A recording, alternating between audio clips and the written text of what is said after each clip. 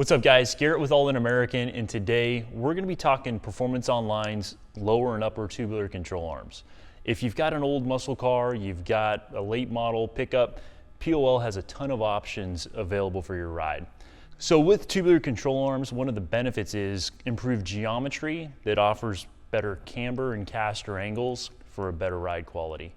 Diving in, here's one of their lower control arms, all made in the USA, DOM tubing. This style has the lower spring bucket. You could run a coil-over in there. You could run stock springs, lowering springs, shocks, tons of options. As you can see, those are black Delrin bushings. These offer a lot better ride, more performance. And just looking at this arm too, it's beefy. It's lighter and also a lot stronger than the OEM control arms. Jumping over here, we've got a POL upper tubular arm. So as you can see, the cross shafts come installed. These as well will have Delrin bushings, and the ball joints are also installed. So with POL upper and lower tubular control arms, they're going to improve your geometry of your suspension.